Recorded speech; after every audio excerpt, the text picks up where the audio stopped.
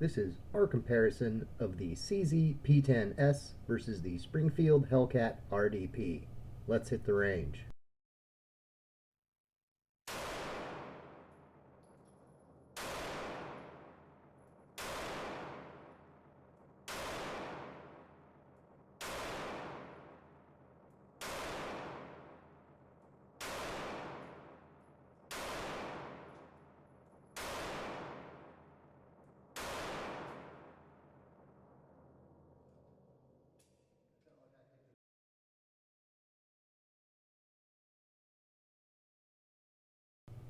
The CZ P-10S is a 9mm striker-fired subcompact pistol.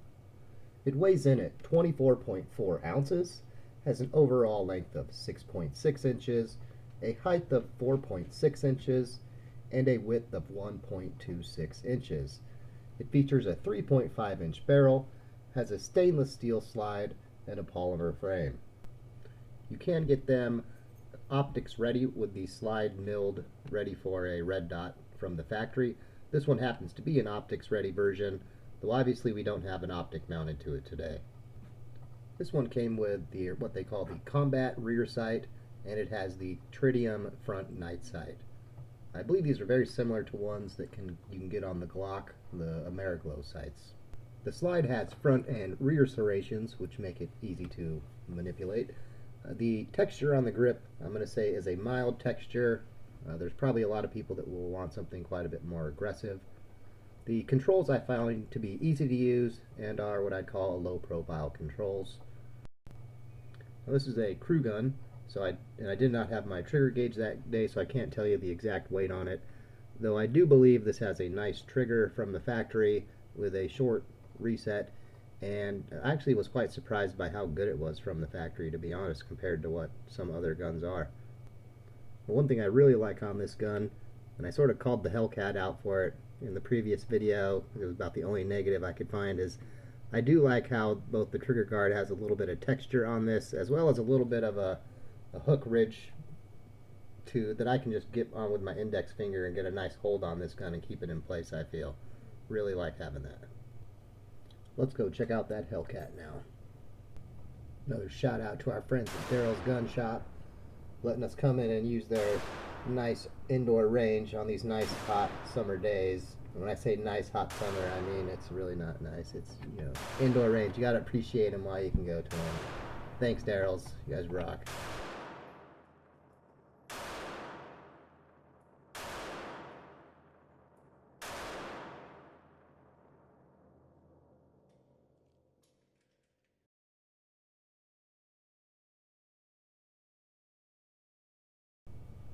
The Springfield Hellcat is a micro-compact 9mm striker-fired pistol.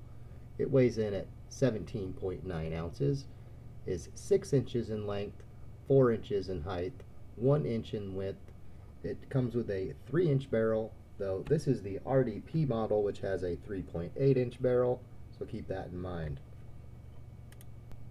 The RDP model also includes the auto-indexing compensator, as well as a red dot like the Hex Wasp red dot sight, both of which we covered in our Springfield Hellcat RDP review already.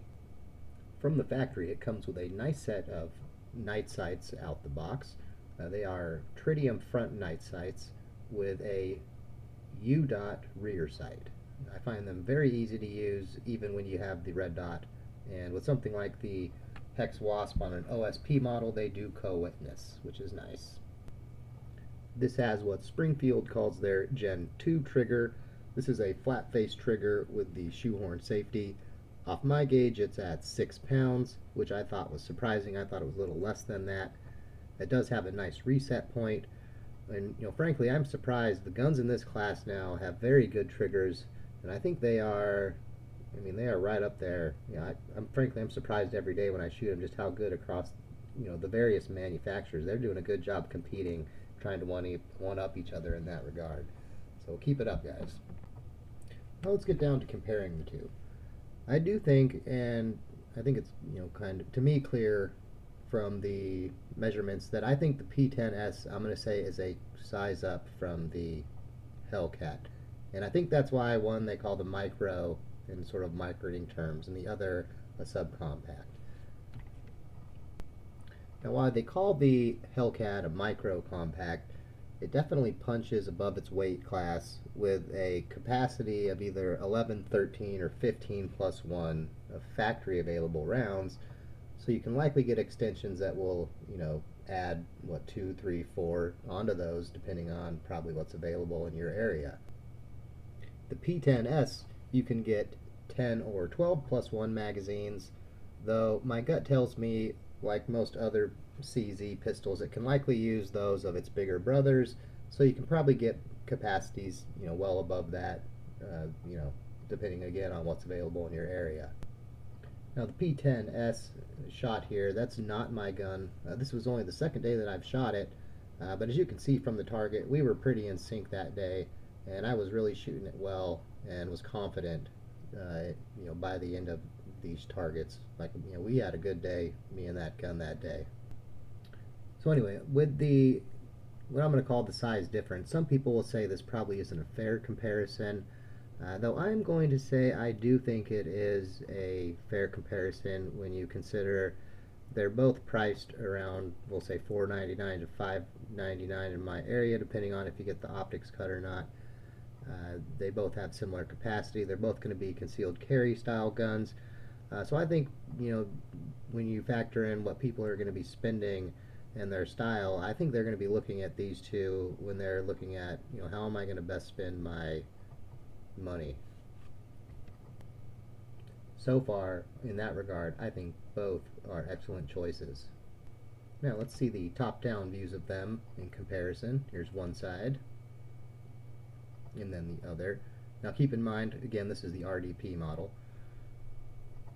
Now here's a top-down view, and then the from the grip view. Now I do have the Hogue grip sleeve on my RDP, so keep that in mind as well. Now let's hit the range again and see how they do a second time.